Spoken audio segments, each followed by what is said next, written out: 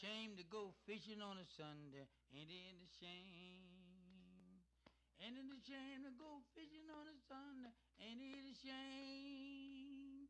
Ain't it a shame to go fishing on a Sunday when you got Monday, Creepy Tuesday? segments. I'm going to get in a little bit today about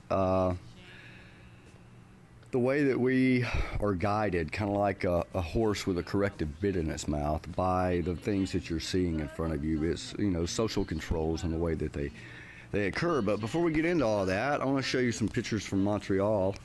You can't really see it, but again, here's a pattern right there in your screen, center of your screen. It's a little bit, obscure, a little cloudy, but that's all right. You can see it more prevalently here. Okay, it's the cross, kind of like with the circle thing. It's sacred geometry, and we'll tie all of this in somehow, some point. All right, now this is a really interesting one because you have right here in the front, kind of like the nose cone of the module that you're actually looking at. It's not really a cloud, but it is, but it's not. And then you look up here and you see kind of a repetitive, somewhat similar geometrical pattern, shape, form. And then if you look at it from a distance, it looks like, a deity of sorts right here. Okay, see the eye? Always look for the eye. That's an interesting aspect with these things. Once they puff up and get their cloud on, that's what I'm going to call it. It's a disguise, it's a cloak. But you see how it looks, all right? It's an awesome picture. Very awesome picture. But you can see certain shapes, kinda, but it's just a cloud. So I mean, this face here is amazing because it can look back that way, but you see right here, this little thing right here, it's the same thing as this right here. It's just facing a different way, and it has a little bit different density and contrast to it. On a journey through all right. Again. Get rid of all this stuff.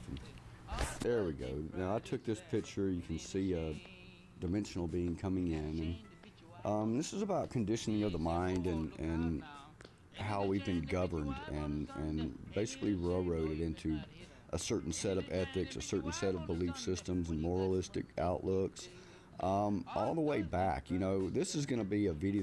There's Lieutenant Colonel Thomas Bearden. I have a small clip of his on here, and he's talking about the way that they have tried to control energy. Now look at this cloud for a minute. Now this is from Juan, somebody on third phase of moon. This is my photo, but notice the similarities. Anyway, Lieutenant Colonel Bearden was a true advocate for the unity power, free power source, and this is what Tesla and everyone else was trying to offer us before Morgan and those guys stepped in and said, no, we got to charge them for this stuff. But what I want to show you is the shapes and patterns that are repetitive over and over again. The way that the media ties in. Now this was a barcode zip, but watch what it turns into. This is one of my videos as well. That is like a barcode, and on the left side it's expanding and it turns into this. That first surge or pulse is the information oscillating maybe, but I want to try to show you how all of these symbols and pictures that I've taken and others have shared with us on YouTube, like this. I call this Scooby-Doo eyes. You see the notation, but imagine that behind the clouds and then look for it. Now this was at nighttime. Again, this is a craft. Now look at this craft. Do you see the resemblance? This thing is very large. Just this part that's in front of us here in the field, across the little river there in the field. But that's only a small section of this. It goes to another hub or manifold that is into a much larger tentacle or arm. All of this is out of it. Now look at the little dots on the bottom left. Okay, can you see the similarity?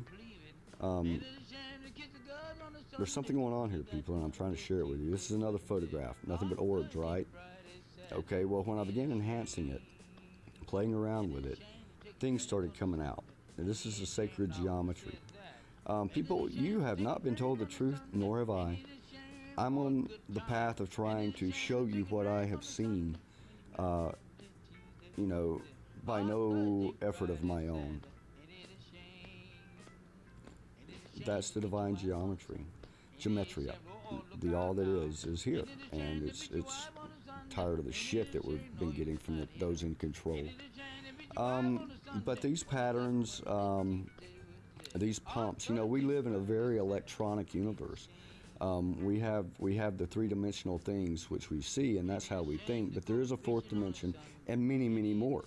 And I'm offering you glimpses into this if you can open your eyes and have some patience with me. Listen to this man. And his power. You know, everybody's trying to be the big monkey. It's really as simple as that. And so the more powerful the agency, the more powerful the group, the more powerful the cartel, the more they will resort not only to legal means, but to extra legal means to suppress their competition.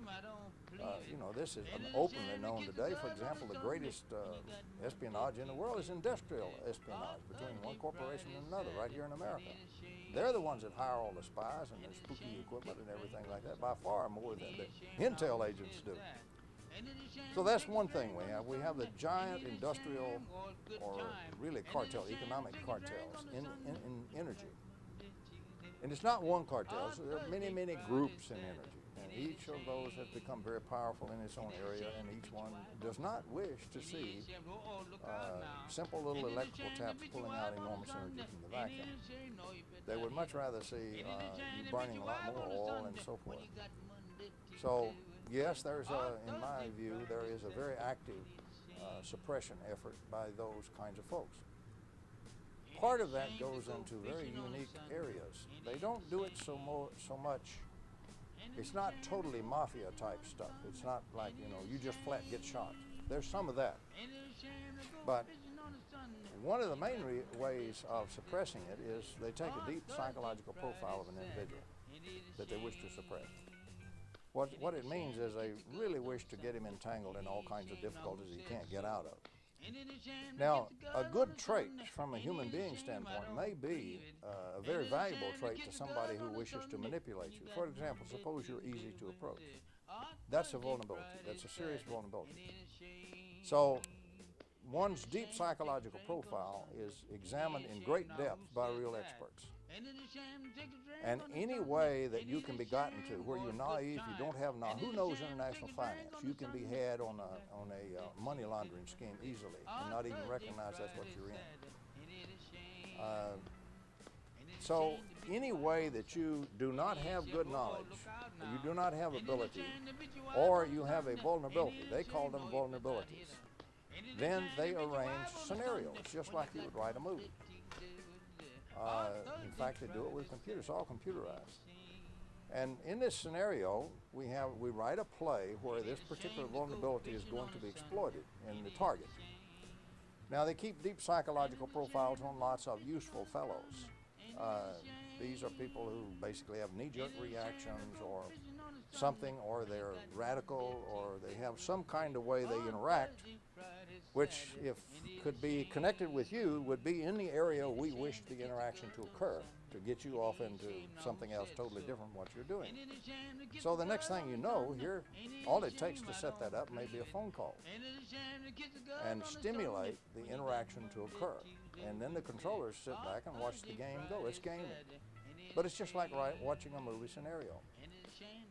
One of these days we'll probably write a book on gaming and how it's done and what kind of the main games they can use. But I can tell you they're very effective.